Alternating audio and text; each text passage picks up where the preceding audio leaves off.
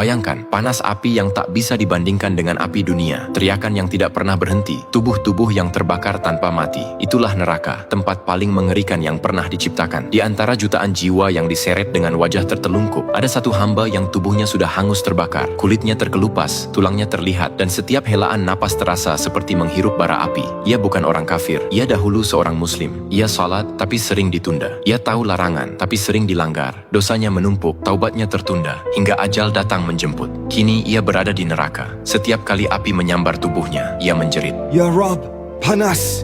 Ya Rab, sakit! Malaikat Zabaniyah berdiri dengan wajah tegas, tidak tersentuh oleh jeritan. Ini adalah tempat keadilan mutlak. Tidak ada yang dizalimi. Semua dibalas sesuai amal. Hari demi hari atau entah berapa lama, ia terjebak di sana. Hingga pada satu titik, ia teringat satu hal yang dulu sering ia ucapkan, tapi jarang ia resapi. Dengan suara yang nyaris hilang, dengan sisa kekuatan yang hampir sirna, dari bibirnya keluar satu kalimat lirih.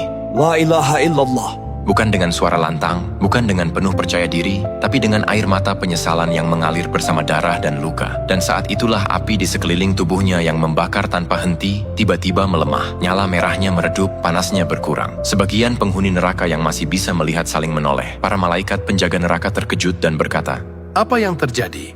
Lalu terdengarlah suara dari atas langit, suara yang membuat seluruh neraka terdiam. Hambaku itu mengucapkan kalimat tauhid dengan hati yang jujur. Catat baginya rahmatku.